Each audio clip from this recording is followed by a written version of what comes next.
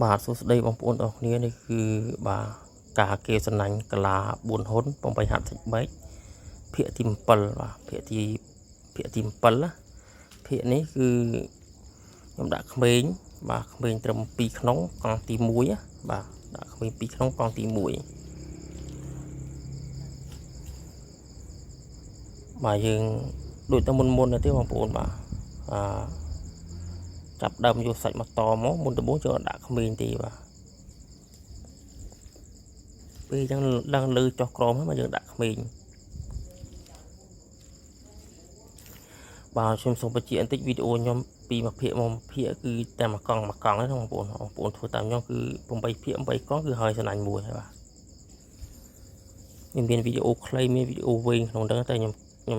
ដាក់ក្នុង playlist ឬដាក់ក្នុងកម្រងវីដេអូរួចហើយ8ហាត់សាច់បែកឆ្នាំ2025បាទបងប្អូនចូលកម្រងវីដេអូទៅឃើញវីដេអូខ្ញុំហើយកន្លះ4ហ៊ុនហ្នឹងបាទខ្ញុំធ្វើវាភាគមកភាគគឺខ្ញុំធ្វើថតខ្លីៗទេបងប្អូនឲ្យវាតែណាបាទវាការជួបក្មេងដូចតែមុនទេតែយើងបើនេះក្មេងយើងដាក់ដូចតែវាដាក់តិចហើយដាក់ក្បាលតិចជាងមុនអញ្ចឹងណាពួកឲ្យកន្លះវាមើលបាទដូចតែមុនទេបងប្អូនយើងឡើងលើហើយចុះក្រមមកយើងដាក់ក្មេងបាទបើចឹងដៃថ្មីទៅរៀនធ្វើដាក់ពី2ជាន់មកកុំឲ្យខ្លាចវារូតបើថាធ្វើដូចខ្ញុំធ្វើយូរចុះអត់អីទេតែយើងកុំឲ្យវាផ្លុតក្បាលកន្លាទៅតែផ្លុតក្បាលកន្លាទៅតែផ្លុតទៅហ៊ានផ្លុតក្បាលកន្លាដល់រូតអស់បាទ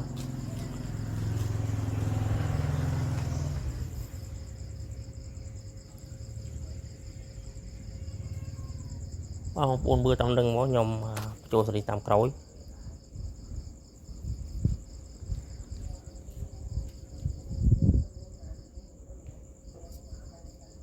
បាទត្រឹម2ក្នុងបាទ2កន្លះក្នុងន័យថាយើង3ដាក់1អញ្ចឹងណា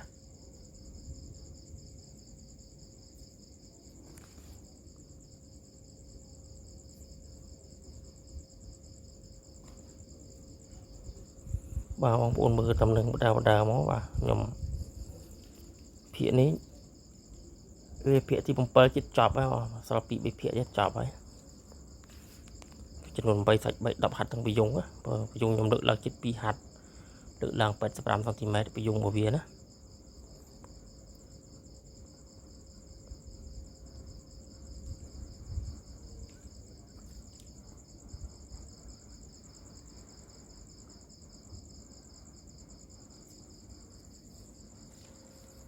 បាទត្រឹមដាក់ក្មេងហ្នឹងបាទត្រឹម2ក្នុង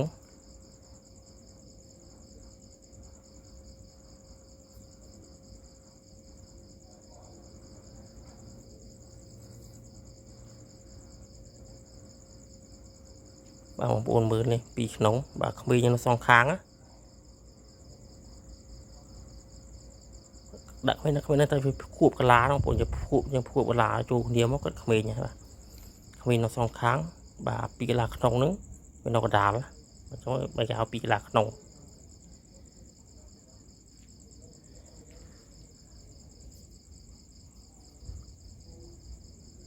បងប្អូនបានទស្សនាបានមើលហើយជួយចុច share ចែករំលែកវីដេអូខ្ញុំម្នាក់មួយផងដើម្បីឲ្យវីដេអូបាទត្រូអ្នកមានទស្សនាអ្នករងចាំទស្សនាមើលច្រើនផងឲ្យអ្នកអត់ចេះបានចេះតគ្នាផងបាទមកកង់នេះគឺខ្ញុំយក53 សង់ទីម៉ែត្របាទយើងកាត់53មកពេលយ៉ាងតមកបាន55បាទពីមួយកង់មកមួយកង់យកប្រមាណសង់ទីម៉ែត្រ1 សង់ទីម៉ែត្របងប្អូនមើលតាពីមួយភាគរបស់ខ្ញុំមកដឹងហើយបាទខ្ញុំការកាត់ប្រឡែងគឺបង្ហាញក្នុងនឹងអស់ហើយបាទ